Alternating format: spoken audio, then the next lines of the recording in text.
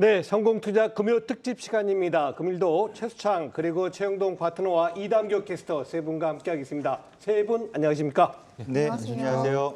첫 번째 이슈를 이담교 캐스터가 정리했습니다. 금요일에는 이슈픽 특집이 준비되어 있습니다. 이슈별 내용을 자세히 짚어드릴 텐데요. 먼저 첫 번째 이슈픽부터 보시죠. 19일 방한하는 미 옐런 통화 스와프 가능성은입니다. 최근 13년 만에 원달러 환율이 최고치를 기록했죠. 환율의 고공행진에 국내 증시 부담이 큰 상황인데요. 달러 인덱스와 원달러 환율의 추이를 알아봤습니다. 먼저 달러 인덱스의 흐름부터 보시죠. 달러 인덱스는 세계 주요 6개국의 통화 대비 달러화의 평균적 가치를 나타내는 지표입니다. 올해 초 달러 인덱스는 96선이었습니다. 3월까지는 가파르게 오르지 않았는데요. 4월에 100선을 넘어섰고 5월에도 100선 위에서 움직였습니다. 전일에는 107선에서 마감했습니다. 달러 강세로 인해서 달러 인덱스의 상승세가 지속되고 있는 겁니다. 다음은 원달러 환율의 흐름도 보겠습니다. 올 초의 원달러 환율은 1,200원 선 아래였습니다. 1,193원 선에서 거래됐는데요. 하지만 3월 초에는 1,207원, 5월 초에는 1,267원까지 올라갔습니다. 7월 5일에는 원달러 환율이 1,310원을 돌파했고 전일에는 1,299원 8전에 마감했습니다. 글로벌 경기 침체 우려가 커지면서 안전자산인 달러로 수요가 몰리고 있는 건데요. 우리나라의 외환 보유액은 세계 금융위기 이후 가장 큰 폭으로 감소했습니다. 환율의 급등이 국내 증시에 부담을 주면서 통화 스와프에 대한 기대가 커지고 있습니다. 외환 시장의 안정화를 위해서 지난해 만료된 통화 스와프가 재개되어야 한다는 의견이 많은데요. 19일부터 20일에 미국 옐런 재무장관이 방한합니다. 주요 경제 현안에 대해서 논의할 예정인데 통화 스와프도 안건으로 논의될 수 있을지 관심이 쏠리고 있습니다. 지금까지 이슈픽 첫 번째 내용 알아봤습니다. 네, 원달러 환율이 장중 1,310원대를 돌파를 했습니다. 이 미국 연준의 긴축과 또 세계적으로 경기 침체에 대한 공포감이 더해지면서 이 강달러 더욱 자극하고 있는 모습인데요. 원화 가치가 좀처럼 맥을 못 추는 가운데 수입 물가는 오르고 있고 여기에다가 또 자금 유출 리스크까지 커지고 있는 상황인데요. 최수창 파트너님, 네. 이 3분기 원화 향방을 좌우할 변수가 있다면 뭐가 있을까요? 첫 번째로 이제 물가겠죠. 지금 시점에서 무역 수지가 적자라는데 우리나라가 무역 수지가 등락하는 증감 속에서 적자난 게 최 근래 들면 2008년도입니다. 예. 2008년도에 원화 흐름, 환율의 흐름처럼 지금도 유사하게 좀 흘러가는 모습인데 아주 가파른 환율 상승인데 여기서 환율의 어떤 포인트 변화를 좀 줄 것은 첫 번째로는 물가의 상승이 완화되는지 여부의 지표들. 다음 주에 이제 CPI 지표라든가 PPI 지표가 발표 예정이 돼 있고 오늘 밤에는 이제 미국 실업률이 좀 예정이 돼 있고 이런 경제 지표에서 물가하고 연관돼 있고 고용하고 관련되는데 특히나 물가 쪽에 주목하는 지표 완화되는지 여부. 예. 그래야 환율에서 어떤 반전의 가능성이 있을 거고 또 하나의 두 번째는 통화 정책입니다. 7월에 우리나라는 7월 14일에 금통위에서 있고 7월 27일 날은 FOMC가 있습니다. 결국 우리나라의 금통위에서 발표됐을 때의 한미 금리 역자 현상의 어떤 부분들 그리고 미국 FOMC에서의 이번에 어느 정도까지 매파적으로 발언을 해왔습니다만 또 한 번의 어떤 금리 인상. 그래서 이번 달에 FOMC의 포인트 다음 주에 지표와 7월 27일 날의 FOMC 요 시점에서의 어떤 환율의 변화 흐름을 좀 주목해 보도록 하고 예상을 해보도록 하고요. 또 하나 이제 기술적으로 보면 차트 잠깐 잡아주시면 이 흐름하고 좀 기준을 보셨으면 좋겠어요. 환율에서 이런 현상이 나타났다 차트에서 기술적으로 그러면 주목이 된다 그죠. 보시면 화면에서 차트 잡아주시면 1,290원입니다. 지금 시점에서 1,290원이 이탈이 되는 시점이 확인되면 이게 월봉인데요. 예. 월봉상 보시면 이렇게 직전에 양봉의 시가를 깨는 시점, 직전에 양봉의 시가를 깨는 시점이 확인되는 음봉이 나오면 환율은 정점이다라고 보시면 되는데 지금 국면에서 그런 국면 없이 계속해서 가파른 환율의 상승인데 과거 2008년도에가 가파른 상승이었거든요. 그다음 정점에서 2008년도 12월, 그다음에 2009년도 3월에 이렇게 양에서 음으로 전환되는 이 시기 때 시장의 강한 바닥의 변동의 심리가 나타났는데 이번 구간에서도 환율은 일단 1,290원의 단기적 이탈 여부, 요 기준점을 주목해 보셨으면 좋겠습니다. 네, 이번엔 최영동 파트너님께 여쭤보겠습니다. 이런 가운데 오는 19일이죠. 열흘 뒤인데요. 미국의 제닛 앨런 재무장관이 우리 방한 예정돼 있습니다.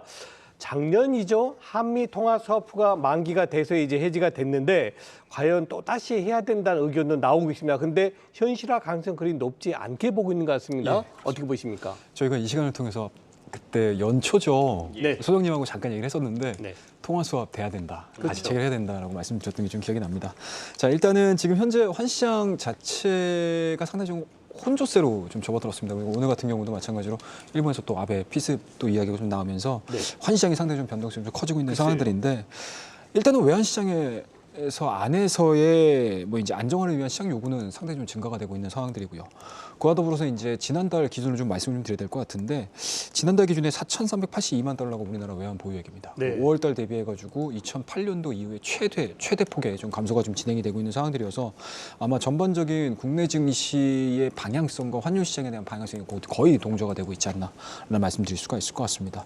그와 더불어서 이미 5월달에 정상회담을 통해가지고 외환 시장에 대한 협력 필요성에 대해서 인식을 한 상황들이기 때문에 이번 방안을 통해가지고 옐런 재무장관한테 저는 개인적으로는 뭐 현실화 가능성이 좀 낮다 하더라도 어찌됐든지 간에 뭐 정치적인 현황 자체가 뭐 하나를 얻게 되면 하나를 줘야 되는 상황들이기 때문에 네. 저는 개인적으로는 현실화 자체가 낮다 하더라도 언급만 이루어진다거나 아니면 논의가 좀 그렇죠. 이루어질 수 있다라는 뉘앙스만 좀 지어내진다라고 하게 되면은 예. 시장에서는 오히려 정부에서 구두 개입이라든지 아니면 현물 대응이라든지 이런 부분보다 훨씬 더 효과가 좀 크지 않을까라는 그렇죠. 말씀드릴 수가 있기 때문에 뭐 지금 시점에서는 좀 기대를 해보긴 하겠지만 현실화 가능성이 사실은 좀 낮다라는 거 말씀드리도록 하겠습니다.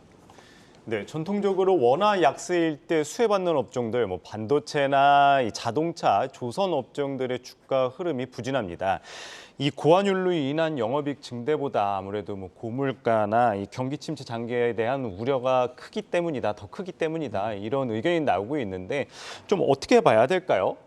그건 이렇게 봐야 돼요. 지금 이제 환율이 상승하는 것은 경기 둔화 우려, 달러 강세, 이 복합적으로 이렇게 나오는 거잖아요.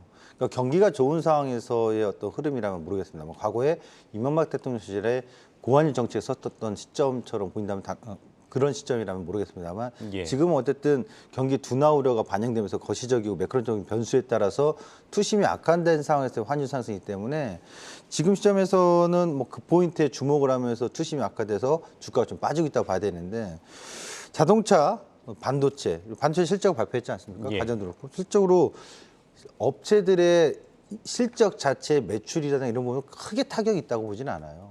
부진하다. 2분기 실적 자체를 놓고 보면 양호하다라고 좀 평가할 수 있을 거고 또 앞으로 속속 발표되는 것도 그런 전망들입니다. 다만 문제는 2분기 이후에 3분기에 대한 두려움이라든가 불확실성에 대한 거잖아요. 이런 부분들이 이제 좀 우려가 되면서 이들 업종대에서 특히 경기 민감주 전반적으로 하락을 조정을 받고 있는데 업황 자체는 결국에 터닝포인트, 다시 말하면 시장의 투심이 완화되는 시점이 인플레이션이 완화되는 시점이다. 그러면 예. 경기가 경기가 터닝포인트 할 때는 이 환율 효과에 있어서 향후 3분기나 4분기에 경기 민감의 대표적인 반도체는 수혜일 수밖에 없다고 봐야 되겠죠. 긍정적으로 좀 볼 수 있는 요인이 있다라는 점입니다. 다만 지금 시점에서 조선주 업체는 원가 부담이 강하게 좀 작용할 수 있다고 봐요. 첫 번째는 인건비 부분이죠. 예. 뭐 철판, 후판 가격에 대한 상승도 있습니다만 인건비 부분이 좀 우려가 되는 게 있다라는 점. 그리고 또 하나의 러시아에서의 수주받았던 부분에 있어서의 비용 처리 부분.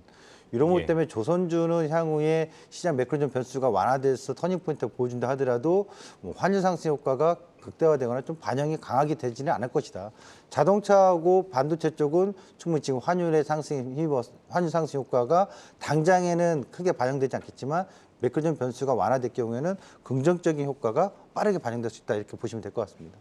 네, 최영동 파트너님, 최근 같은 이렇게 고환율 상황에서는 어떤 투자 전략이 바람직할까요? 일단은 뭐 기본적으로 경기 둔화가 발생이 되면서 이제 고환율이 좀 진행이 되고 있는 상황들이기 때문에 일단은 앞서 말씀하셨던 것처럼 전반기적으로 지금 업종 자체에 대한 약세가 좀 진행이 되고 있습니다. 뭐 그에 따라서 시장 자체도 흐름들이 그렇게 좋지 않은 상황들인데요.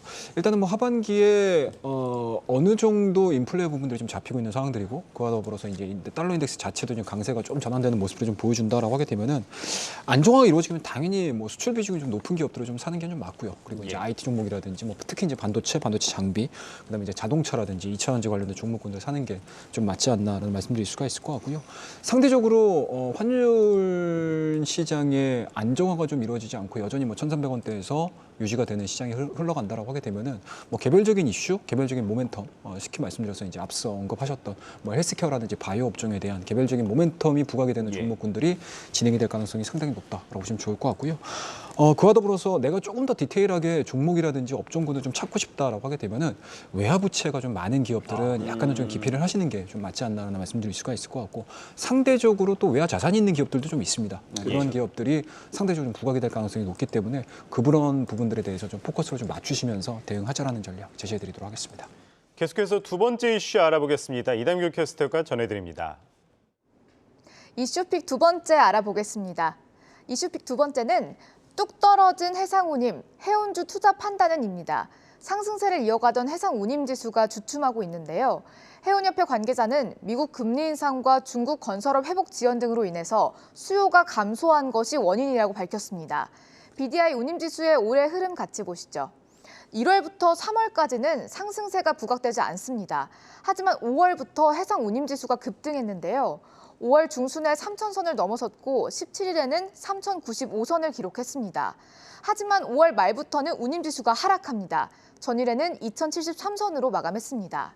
운임지수의 하락은 경기 침체 신호로 분석되는데요. 이전보다 교역량이 줄었다는 것을 의미하기 때문입니다.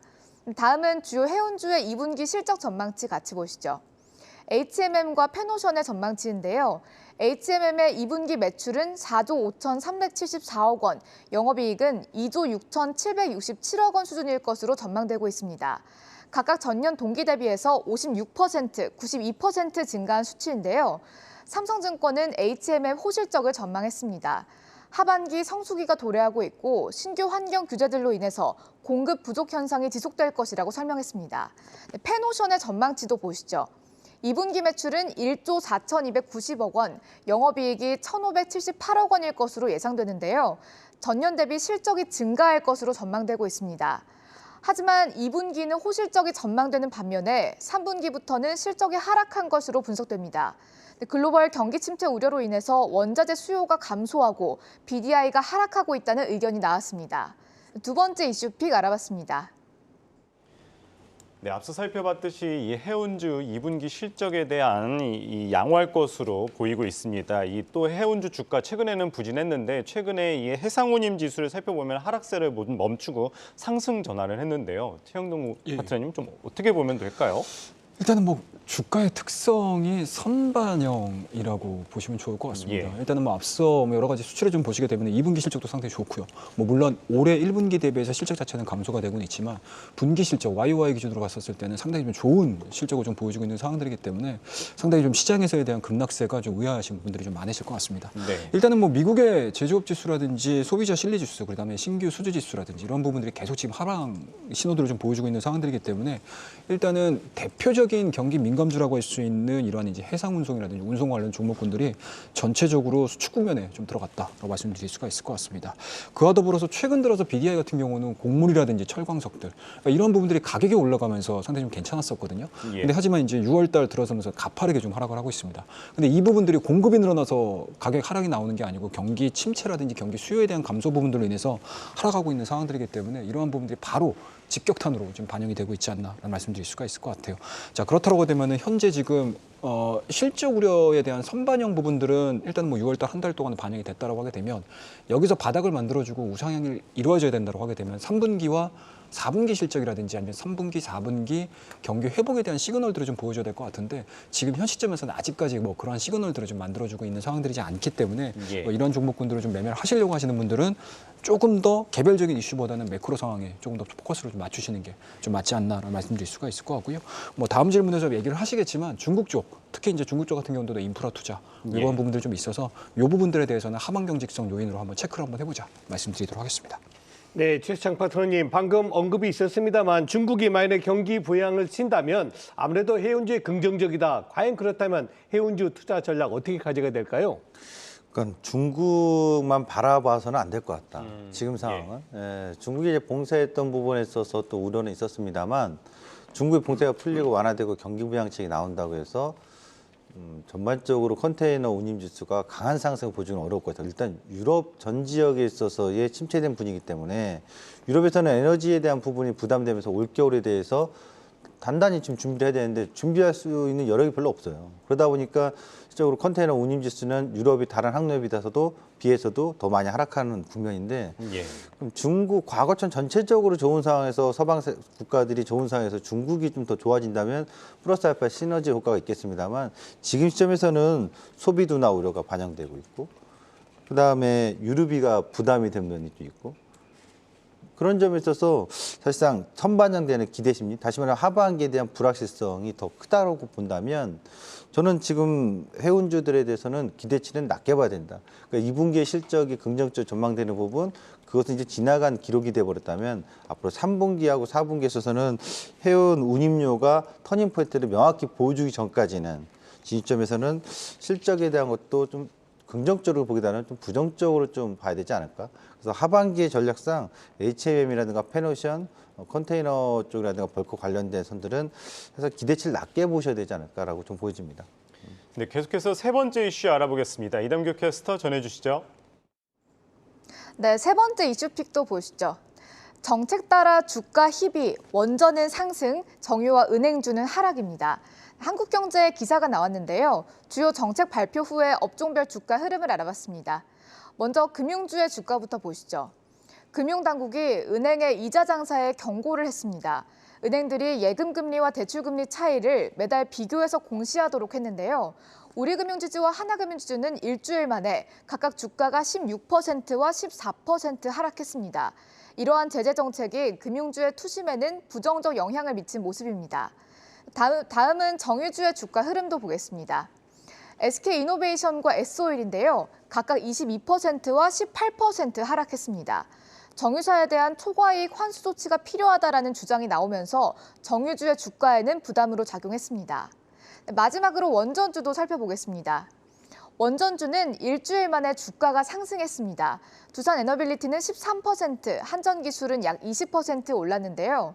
정부가 원전 비중을 2030년까지 30% 이상으로 높이기로 했죠. 이후에 원전 텍소노미 포함 결정도 주가에 훈풍으로 작용했습니다. 국내 원전 수출과 협력 기대감도 덩달아 높아지고 있습니다. 지금까지 세 번째 이슈픽 알아봤습니다. 네, 먼저 금융주부터 살펴보도록 하겠습니다. 이 최근 금융당국이 이자 장사를 한다면서 이제 경고를 하면서 이 대표적인 금리 인상 수혜주로 꼽히던 금융주들 주가가 짓눌리고 있는데요. 여기에다가 이제 경기 침체 우려로 이 가계 대출 규모도 줄고 또 대손 충당금 확대도 이어질 것으로 예상이 되면서 또 하반기 별로 또 좋지 않다 이런 이야기도 나오고 있는데 금융주 투자 전략 어떻게 가져가면 좋을까요? 이번에 금융주는 이제 관치금이라는 말도 있습니다만 예. 어쨌든 좋은 소식이 아닙니다. 그러니까 금융회사들이 금융주들이 정부의 어떤 눈치를 보면서 이자 장사에 비판이 나오다 보니까 확 바꿨어요. 그래서 예. 금융주는 일반적으로 두 가지 시각, 금리 인상 시기의 수혜주 하나, 두 번째는 경기 민감주로 또 들어가거든요. 소비 경기 둔화 우려에 따라서. 예. 그러니까 지금 시점에서 이자 장사에 대한 비판과 경기 둔화 우려가 반영되면서 좀 불가피하게 단기적으로는 약세 요인에 빠질 수밖에 없었고 지금 그런 모습이 나오고 있다. 그래서 단기적인 요인의 흐름 구간에서는 요소 말하는 단기라고 하면 제가 봤을 때는 한두 달 정도는 충분히 좀 시세 변동의 상승을 기대치는 좀 낮게 보셔야 되겠다 이렇게 좀 말씀드리겠고요. 예. 주목될 것은 결국에는 장기적으로 금리 인상 시기 그리고 경기가 연착륙된다는 가능성, 경기가 다시 회복된다는 가능성을 본다면 금융주는 장기적으로 지금 이렇게 떨어지는 시점에서는 나쁘진 않다. 저점에서 모아나 관점 긍정적으로 좀 볼 수 있다. 이렇게 두 가지 시각을 좀 보셔야 되는데 참 제가 방송에서 뭐 이자 장사 비판에 대해서 더 얘기할 건 없을 것 같고 어쨌든 부정적인 뉴스가 단기 좀 노이즈를 좀 만들었다 이렇게 보시면 될 것 같습니다. 네, 금융주 못지않게 또 충격을 받은 게 바로 정유주인데요. 최영동 파트너님 어떻습니까? 정유주도 최근 주가 약세 보이고 있는데요. 투자 전략 어떻게 보이십니까? 일단은 뭐 시장과는 좀 반대로 움직였던 대표적인 종목이 정유업종이지 그렇죠. 않을까라는 말씀드릴 수가 있을 것 같습니다. 일단은 뭐 기본적으로 유가 자체에 대한 상승 부분이 나오게 되면은 원유 스팟 가격도 상당히 좀 올라가고 있는 상황들이고 정제 마진 자체도 좀 올라가고 있는 상황들이기 때문에 그동안의 시장과는 좀 달리 뭐 좋은 흐름도 좀 보여줬습니다. 하지만 확실히 원유도 마찬가지로 다들 아시겠지만 뭐 기본적으로 경기 민감주 성격을 좀 많이 가지고 있고요. 그리고 경기 네. 침체에 직격탄을 받을 수밖에 없는 상황들이기 때문에 실질적으로 6월 달에서부터 불거졌던 금리 인상 부분들, 그다음에 이제 경기 침체 부분들이 전형적으로 좀 반영이 됐다라고 보시면 좋을 것 같고요. 그와 더불어서 뭐 국내뿐만 아니고 국외, 특히 이제 미국 같은 경우도 정유업종, 정유기업들에 대해서 상당 부분 좀 쓴소리를 지금 하고 있는 상황들이기 때문에 전반적인 매크로 상황이라든지 그리고 정책적인 부분들에 있어서도 약점이 좀 드러나면서 주가가 좀 하락을 했다라고 보시면 좋을 것 같고요. 다만 이제 이러한 부분들을 좀 감안을 해서 우리가 과연 이 시점에서 S리라든지 SK이노베이션이라든지 뭐 현대라든지 뭐 이런 종목군들을 사야 될까에 대한 고민을 좀 하셔야 될 것 같은데 현재는 아직까지는 정제 마진 자체는 높게 유지가 되고 있습니다. 네. 물론 이제 수요라든지 이런 부분을 좀 계속 조절을 하고 있는 상황들이기 때문에 정제 마진 자체는 높게 유지가 되고는 있지만 경기 침체를 이길 수 있을 만큼의 현황으로까지 끌고 가기는 좀 부담스럽기 때문에 저는 개인적으로 현 구간에서 그러니까 하방 경직성 자체는 좀 나올 수는 있겠지만 투자로서는 조금 더 좀 상황을 좀 지켜보면서 대응하자라는 전략 제시해드리도록 하겠습니다. 네, 원전주 경우에는 워낙 이번 정부가 밀어줬기 때문에 양호한 흐름을 보였었죠. 최수창 파트너님, 원전주 투자 전략 어떻게 가져가면 좋을까요? 원전주는 살아나려면 밀어준다고 되지 않습니다. 예, 왜냐하면 수주 산업이기 때문에 뭐 규제 개혁, 뭐 세제 혜택, 그건 이제 수주할 수 있는 가능성의 길을 더 열어주는 거지. 예. 그 길을 열었다고 해서 수주가 되는 건 아니잖아요.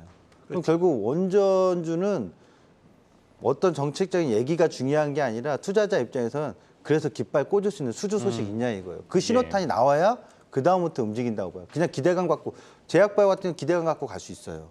그러나 얘는 기대감 갖고는 안 돼요. 보시면 잠깐 차트를 한 번만 잡아주시면 좋을 텐데 공교롭게도 원전주들의 흐름을 보면 이게 지금 3월 달이지 않습니까? 여기 화면에 이 3월 달에 대통령 선거 끝나고 나서부터 원전주 올라간 게 없어요. 한전 KPS, 한전기속 계속 내려오고 있습니다. 예. 대표적으로. 그리고 보성파워텍도 그 전에 기대심이 때문에 올랐습니다만 그 이후에 대통령이 새 정부가 들어온 이후부터는 원전주는 계속 하락이거든요. 예. 과거에 이명박 대통령 시절에 정책 수혜주에서 건설주 얘기 많이 나왔었잖아요. 네. 계속 빠졌었습니다. 그래서 지금 원전주는 관심은 계속 갖고 있대 대응의 전략 포인트는 보류 관망으로 보셨으면 좋겠습니다. 네. 자, 이제 마지막으로 최영동 파트너님, 정부 정책과 관련해서 하반기에 어떤 업종 관심 가져야 될까요? 일단은 뭐 지금 전체적으로 앞서 이제 원전주도 말씀하셨고요. 그러니까 원전주 자체가 일단은 정부에서 얘기를 하고 있는 상황들이기 때문에 네. 뭐 트레이딩 관점에서는 계속 좀 지켜봐셔야 되지 않을까라는 말씀드리고요. 그와 더불어서 재생에너지 비율 자체는 좀 감소가 되고 있지만 네. 글로벌 자체에서 뭐 태양광이라든지 풍력 쪽에 대한 이야기들은 계속 진행이 되고 있는 상황들이기 때문에 국내 정부에서도 이 부분을 좀 빼놓지는 않고 틈틈이 이야기할 가능성이 상당히 높다라고 보시면 좋을 것 같습니다. 그와 더불어서 조금 이제 매크로적인 상황 자체가 너무 좀 어둡게 지금 진행이 되다 보니까 아마 정부에서도 뭐 산업에 대한 특장점을 얘기를 한다 하더라도 그게 바로 산업에 적용되는 시차가 너무 좀 길게 반영이 되고 있는 상황들이기 때문에 예. 오히려 우리 개인 투자자분들께서 정부 정책과 관련해서 내가 매매를 해야 되겠다라고 하게 되면 오히려 좀 민생 경제 쪽에 포커스를 좀 맞추는 게 좀 맞지 않나는 말씀드릴 수가 있을 것 같아요. 일단은 뭐 단기적으로 물가 안정이라든지 가계 소비 부담을 좀 줄여드릴 수 있는 뭐 관련 업종에 대해서 주목을 좀 가져보시는 게 맞지 않나라는 생각이 좀 들고요. 예. 아마 틈틈이 교육과 관련된 종목이라든지 육아 그리고 출산과 관련된 종목군들에 대해서는 네. 정부 정책이 또 새롭게 틈틈이 이제 시장이 좀 뭔가 테마적인 부분들을 좀 찾기 좀 어려운 시장에서 아마 그러한 소식들로 인해서 시장에서 단기적으로 좀 플레이를 할 수 있는 섹터군들이 좀 형성이 되지 않을까라는 거 말씀을 드리도록 하겠습니다. 네, 오늘 금요 특집은 최수창, 최영동 와운의 파트너와 함께했습니다. 말씀 고맙습니다. 네, 감사합니다. 감사합니다.